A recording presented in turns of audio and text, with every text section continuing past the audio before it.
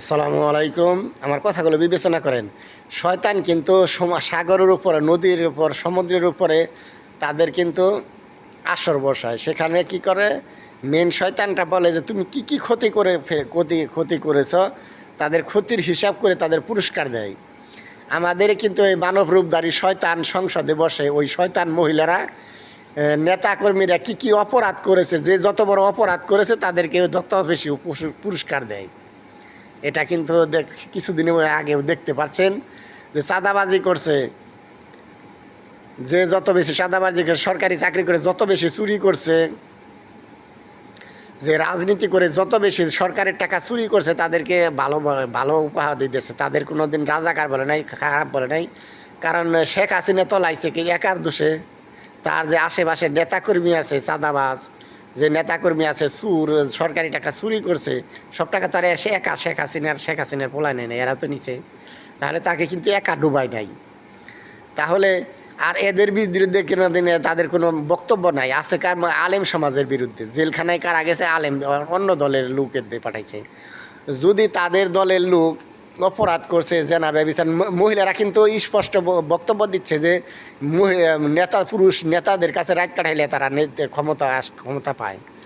স্পষ্ট যে তাহলে এই যে কত অপরাধ, সমস্ত অপরাধ ওর দলের লোকে যে করছে, এগুলা শাস্তি দিয়ে দেয় নাই। কিন্তু ওই শয়তানের মতো যে অত বেশি অপরাধ করে এখানে, আর আমরা ওই শয়তানকে, যে অদৃশ্য শয়তানকে আমরা বেতন দিতে পারি না, কিন্তু আমাদের মানবরূপী শয়তানকে আমরা, ওই যে সংসদ সদস্য হয় তাদেরকে আমরা বেতন দিই আমাদেরকে জাহান্নামে নেওয়ার জন্য, ধ্বংস করার জন্য। কি কারণে?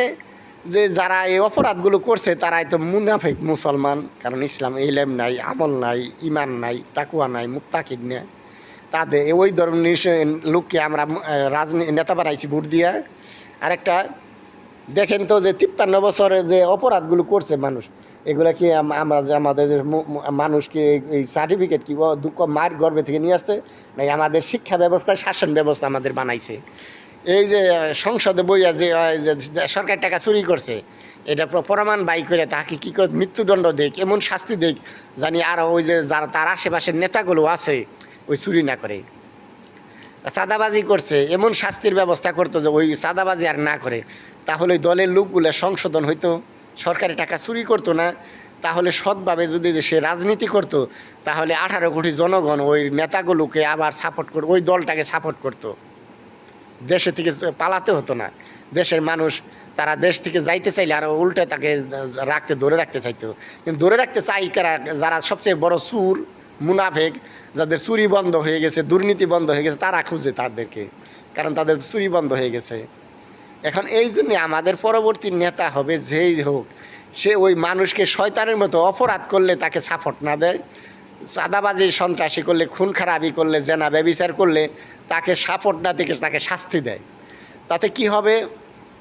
যারা এই অপরাধগুলো করছে, আমি দুধে দোয়া মানুষ না, আমার পরিবারের, আমার কোনো রক্তের কালেকশন এখানে আছে, আপনজন আছে যে 53 বছরে এই অপরাধের সাথে কোনো না কোনোভাবে জড়িত আছে। আমরা এই জন্য আমরা দুধে দোয়া না, আমি নাকি দোষারোপ করে আমি নিজেকে ভালো মনে করি না। কারণ এই দুলগুলো আমার পরবর্তী বংশধর যেন এই পাপগুলো না করে, সরকারি চাকরি করে, ঘুষ না খায়, রাজনীতি করে, চুরি না করে, চাঁদাবাজি না করে। এই জন্য আমাদের কি করতে হবে? এই সব বিষয়ে আমরা যে অপরাধগুলো করছি, যে পাপগুলো করছি, যে অন্যায়গুলো করছি, যে জুলুমগুলো করছি, এই বিষয়ে পাঠ্যপুস্তকের পুঙ্খানুপুঙ্খানু বর্ণনা দেওয়া হোক। কারণ আমরা স্কুল কলেজে যারা আমার পরবর্তী বংশধর লেখাপড়া করতে পারবে, যে অপরাধগুলো হচ্ছে এই সম্বন্ধে তারা খুঁজে বের করবে, তারা জাহান্নাম জান্নাত সম্বন্ধেও জানবে, তাদেরকে জান্নাত জাহান্নাম তখন চোখে ভেসে উঠবে। যে অপরাধগুলো শাস্তি ওরা আওতা করবে, যাতে আমার পরবর্তী বংশধর ঘুষ না খায়, সরকারি টাকা চুরি না করে, সন্ত্রাসী না হয়, জেনাখুর না হয়, জালেম না হয়।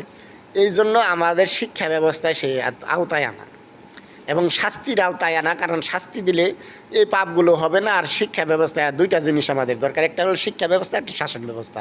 আমি যে দলই দেশে দেশ চালাই, আমার কোনো আফসোস নাই। আমার কথা হলো আমার পরবর্তী বংশধর যেন এদের সাথে সঙ্গী হয়ে জাহান্নামের টিকিট না কাটে, দেশের ক্ষতি না করে, ওই দলের ক্ষতি না করে, নিজের ক্ষতি না করে, নিজের পরিবারের ক্ষতি না করে। এটাই আমার আপনাদের কাছে প্রত্যাশা।